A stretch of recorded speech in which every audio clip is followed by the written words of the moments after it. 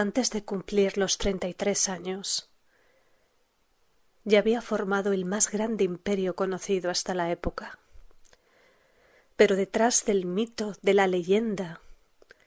¿qué había en la mente de ese hombre conocido por todos, Alejandro Magno?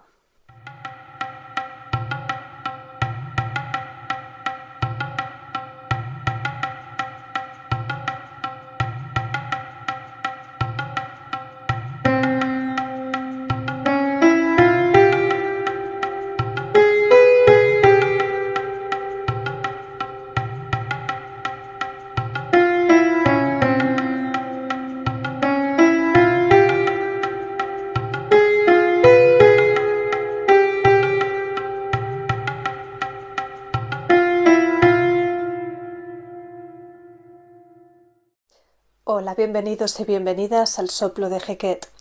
Yo soy Alasne de Orol y vamos a hablar hoy de uno de los personajes históricos probablemente más importantes, el gran conquistador Alejandro Magno.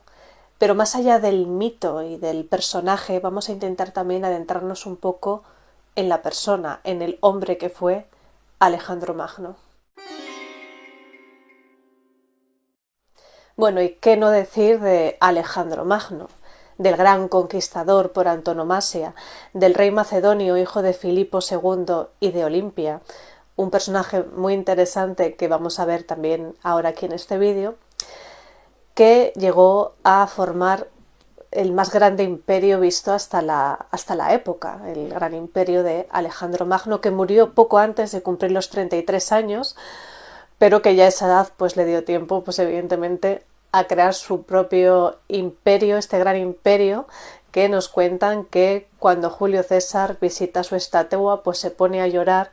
pensando en lo insignificante que había hecho él ya pues a sus 50 y algo, comparado con Alejandro Magno, que antes de cumplir los 33 murió con ese gran imperio. Y mucho se ha dicho obviamente de Alejandro Magno. De hecho llegó a ser una persona muy famosa, famosísima. No había prácticamente rincón en el mundo donde no hubiesen escuchado hablar de Alejandro Magno, evidentemente. Pero me gustaría centrarme también como en aspectos un poco que a mí más me llaman un poco la atención de esta figura y de también un poco el mito y la leyenda que se ha creado en torno a él. Y ya podríamos un poco desgranar este tema también desde un punto de vista también un poco psicológico, un poco intentando psicoanalizar la figura de este hombre, que evidentemente es un hombre normal y corriente como cualquiera de nosotros, pero que llega a ser prácticamente visto como un dios, que llega a formar pues el más grande imperio conocido hasta la época, adorado, querido, convertido en mito, en leyenda, su muerte, como fue esta persona, este hombre llamado Alejandro Magno. Bien, pues un poco desde el punto de vista, como digo, psicológico, analizando un poco a los padres de Alejandro Magno y la relación que se tornó muy extremadamente turbulenta entre ellos. Hablamos de que su padre es Filipo II, rey de Macedonia, y que su madre Olimpia de Epiro, no era exactamente Macedonia pura, sino de la región de Epiro. Olimpia me parece que es un personaje sumamente interesante, que quizás puede estar un poquito maltratado en la historia, visto así pues como una mujer un poco bruja, manipuladora, etcétera, si bien probablemente esto tiene más, es una visión que se le da a la actualidad, pues desconocemos muchísimos datos de su vida y evidentemente si nos centramos en el contexto histórico, tanto ella como sus coetáneos, como su marido, como su hijo, evidentemente, estaba a la orden del día pues el asesinarse los unos a los otros. Tenemos en cuenta que a la muerte de Alejandro Magno, si nos centramos en el tema de Egipto, cuando Ptolomeo se queda con Egipto, convirtiéndose en Ptolomeo I y dando lugar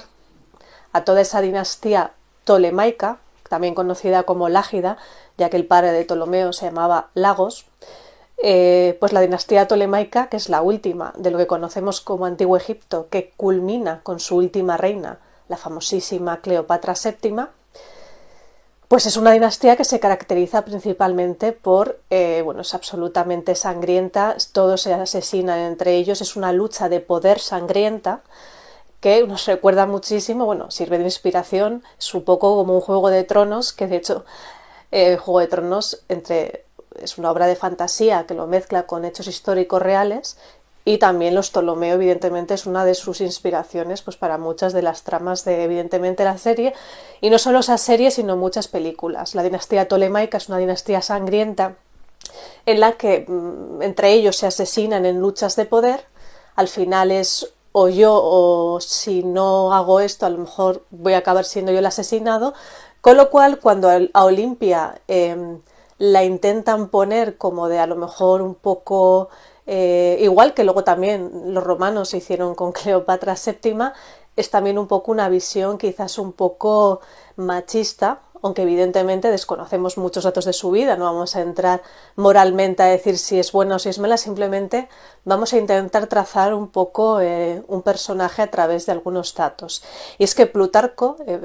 nos habla de Olimpia, de Piro, de esta madre de Alejandro Magno, y se nos dicen cosas muy curiosas. Es una mujer un poco peculiar, que nos cuentan que entre sus características es que le gustaba vivir rodeada de serpientes. Decían que tenía serpientes domesticadas en su casa, incluso que dormía con serpientes. Por eso también se le ha tildado un poco de bruja o practicante de brujería o de algún etcétera. Y también se nos cuenta de ella que tenía una especie de visiones, que la acusaban de tener un poco visiones autoinducidas, un poco trazando ese personaje un poco de bruja, ¿no? Entonces, entre que vivía rodeada de serpientes y decían que tenía visiones autoinducidas, de hecho una de las visiones como más famosas que nos ha llegado de ella, que tiene que ver con Alejandro, y vamos a ver con todo su desarrollo, el desarrollo de su hijo, es que ella sueña que cuando se casa con Filipo II y está embarazada de Alejandro, ella sueña o tiene una especie de visión en soñación en la que un rayo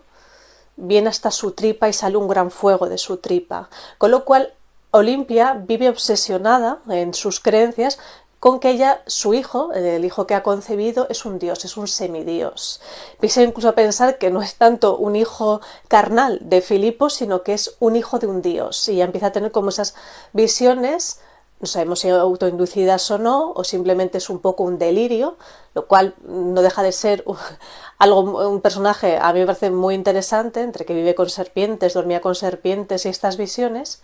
Y luego se da una situación más interesante, que es cuando bueno, pues ese matrimonio, que entendemos que quizás se casaron muy jovencitos, pues estuvieron enamorados, no solo concebieron a Alejandro Magno, sino que también tuvieron otra hija llamada Cleopatra,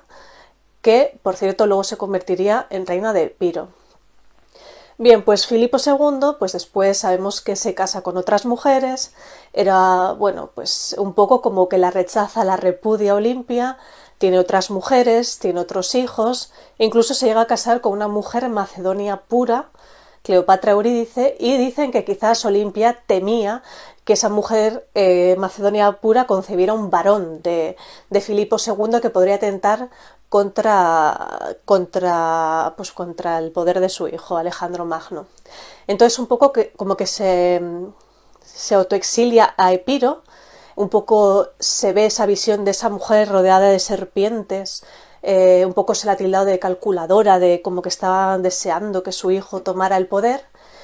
Y por otro lado, Filipo II, pues sí que era un hombre que siempre preocupado por su hijo, pero también quizás un padre bastante ausente en realidad. Bien, pues Filipo II quizás fue un padre ausente en el sentido de un padre.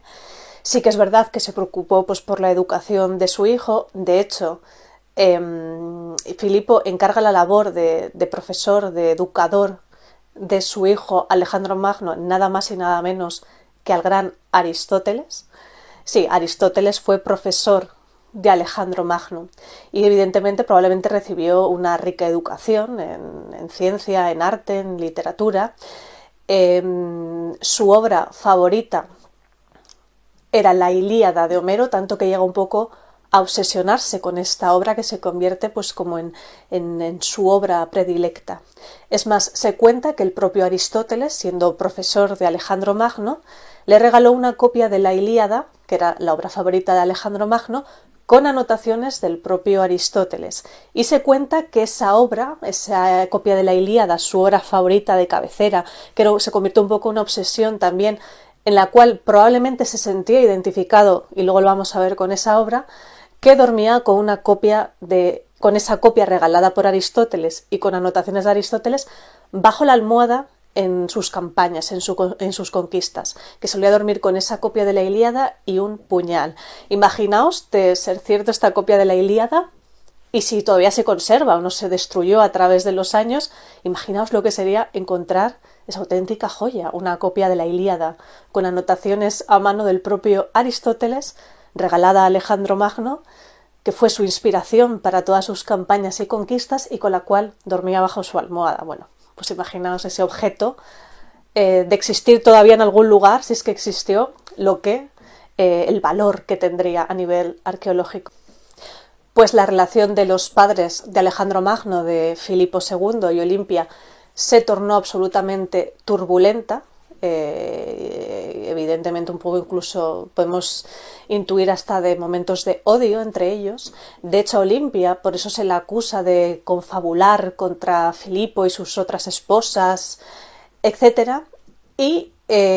Pero evidentemente Alejandro Magno siempre tuvo esa conexión también con su madre, que también tenía un poco, podemos decir que esas un poco ensoñaciones, un poco relacionado con lo místico, con esas serpientes. La madre de Alejandro siempre estuvo obsesionada con que su hijo, que aunque su hijo evidentemente fuese un gran rey, fuese un emperador, evidentemente probablemente estaría orgullosísima en lo que se ha convertido, y siempre tenía esa autoconvicción de que su hijo era un semidios, de que su hijo tenía esa visión un poco profética de que había sido engendrada por un dios. Entonces, también nos recuerda un poco en el antiguo Egipto, cuando hemos hablado esa teogamia, por ejemplo, de Hatshepsut, en la que la madre del rey o de la reina pues será concebida por el dios. Bueno, evidentemente vamos a centrarnos un poco en momentos en este vídeo un poco que me parecen interesantes desde este punto. Entonces nos vamos a ir, para enlazar un poco con este tema del nacimiento divino, de si su padre era un dios, de lo que él pudo creerse y autosugestionarse con ello, es cuando ya su padre había sido asesinado, el famoso episodio, relacionándolo con Egipto, cuando Alejandro Magno va a Egipto. Como ya hemos comentado, es recibido muy bien por los egipcios, prácticamente como un héroe, como un libertador, ya que Egipto se encontraba en ese momento histórico bajo la segunda dominación persa. Y los egipcios y los persas pues no se debían llevar muy bien, pues porque los persas no respetaban bien pues, su cultura, sus dioses, etc.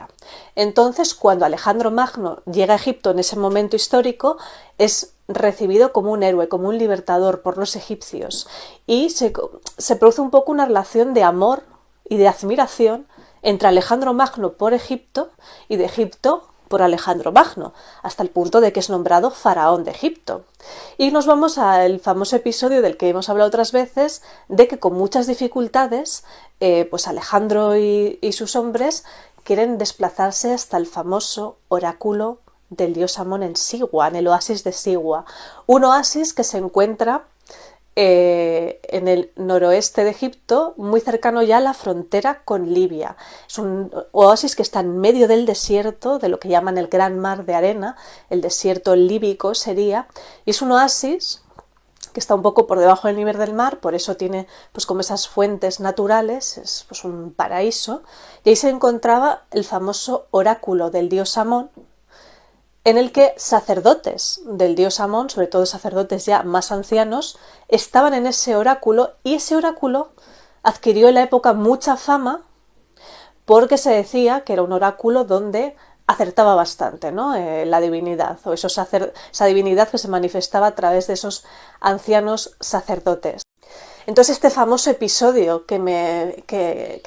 encanta de la vida de Alejandro Magno, antes de partir hacia esa conquista hacia Asia, es en este oráculo. Y cuando va a este oráculo, en realidad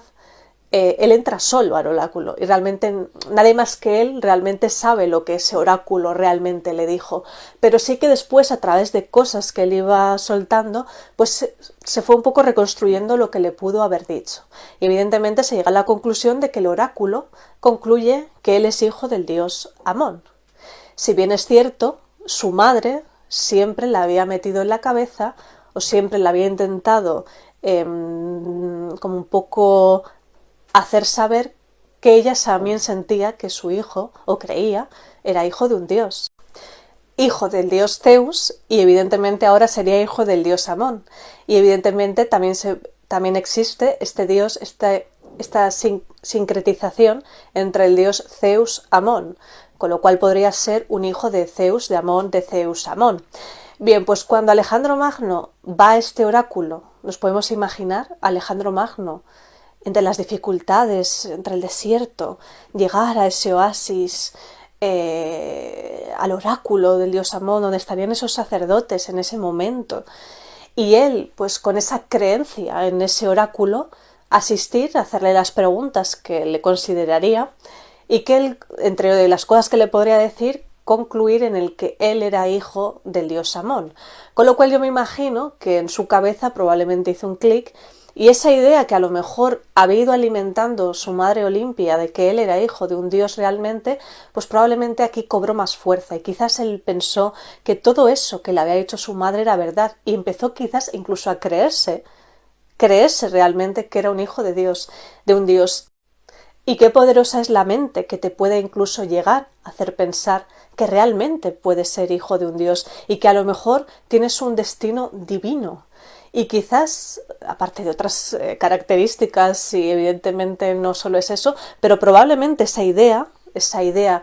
quizás alimentada por su madre desde niño y reforzada por este oráculo que le confirma ser hijo de un dios, en la que él cree firmemente ser hijo de este dios y quizás eso en su mente pues le ayudó luego, pues, a todas las conquistas que llevó a cabo. Por ello también, como hemos hablado otras veces, las monedas que se empezaron después a acuñar de Alejandro Magno llevan esos cuernitos tan característicos del dios Amón, que son los cuernos del carnero, y por eso esas monedas, que por cierto, esa imagen de Alejandro Magno se convirtió en mítica durante muchos siglos después, e incluso esas monedas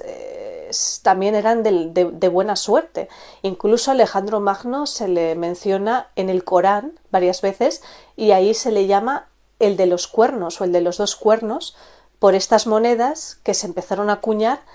un poco como hijo del dios Amón o de Zeus Amón. Bien, y resumiendo un poco hacia las partes que a mí me parecían un poco más interesantes, ya que estamos un poco también analizando lo que es en la mente de Alejandro Magno, un poco psicológicamente cómo le pudo afectar bueno, pues su vida, su padre, su madre, la relación de sus padres, la personalidad de su madre, un poco estas creencias quizás un poco mágicas, el pensarse o el creerse realmente que podría ser hijo de un dios y cómo eso a nivel psicológico le pudo influir para luego convertirse en el gran conquistador que fue y a llevar esa cantidad de victorias en sus conquistas, etcétera. Pues vamos un poco ahora a la muerte, ¿no? Cuando muere Alejandro Magno, como hemos dicho, antes de cumplir, fijaos, los 33 años, o sea, ya era más joven que yo cuando murió, con ese vasto imperio y todo lo que llevó a cabo. También una cosa curiosa, porque evidentemente Alejandro Magno pues, tuvo varias esposas, entre ellas Roxana, amantes femeninas, pero evidentemente también probablemente masculinas. Y es que hay un personaje que es Hefestión, que bueno, era su gran amigo, pero que no se dice claramente, pero se puede interpretar perfectamente que quizás y muy probablemente no solo fuesen amigos, sino que fuesen amantes, incluso un poco su gran amor. Cuando muere Hefestión, prácticamente se vuelve loco Alejandro Magno. Y bueno, los funerales que le organiza fueron espectaculares. La relación tan estrecha con Hefestión, pues da lugar a pensar, y no sería extraño, que probablemente, aparte de su gran amigo, quizás fuese también su amante. Y una cosa curiosa de la que os hablaba antes con el tema de la Ilíada esa obra favoritísima, esa obra de cabecera de Alejandro Magno, que tanto le gustaba o que tanto le influyó también, es un poco la relación entre Aquiles, que un poco él se identificaría con Aquiles, como ese gran Aquiles, y Patroclo. Es decir, Patroclo podría ser un poco Hefestión. Y vemos aquí la similitud en esa obra que tanto le obsesionaba y tanto le encantaba y que probablemente tanto influyó a Alejandro Magno, pues esa digamos, esa similitud que podemos encontrar entre Aquiles y Patroclo y entre Alejandro Magno y Hefestión.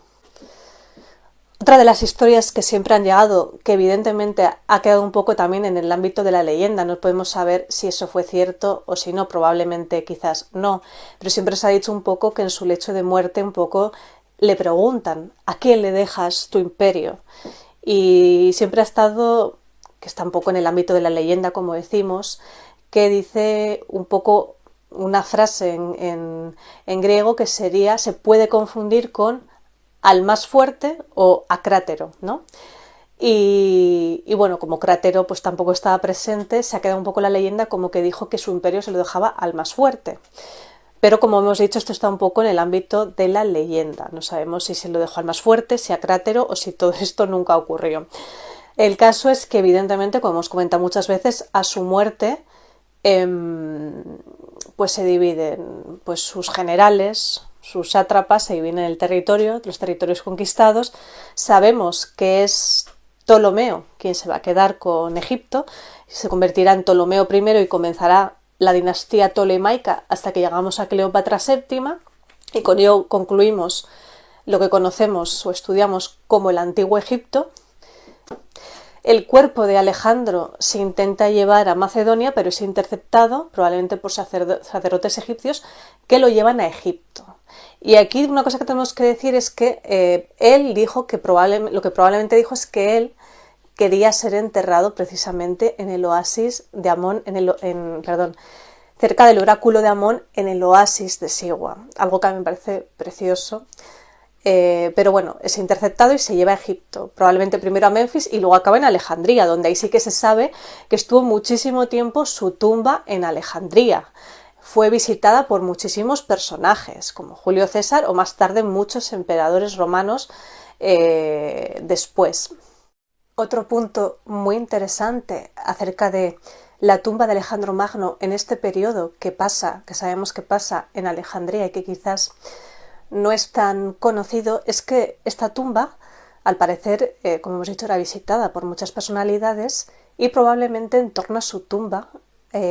había reuniones. Y es que lo que conocemos como hermetismo, que viene del dios Hermes, el dios griego, nace en esta época en Alejandría. Al final, este hermetismo nace un poco de la sincretización que se produce, como hemos dicho.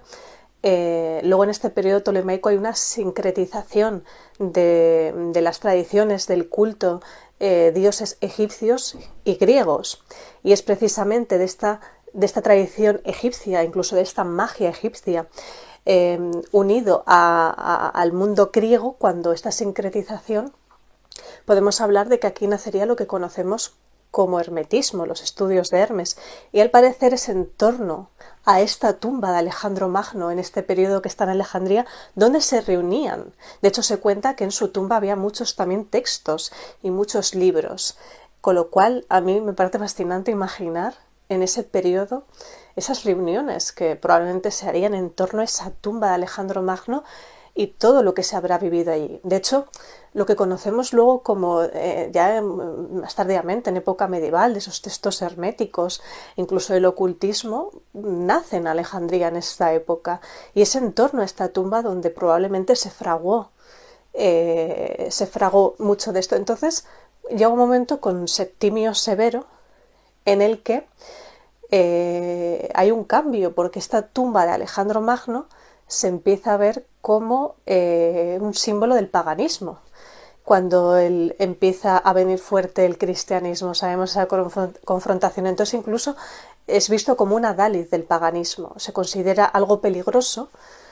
Como sabemos luego también, aquí estaba la famosa biblioteca de Alejandría, y esta tumba de Alejandro Magno se cierra.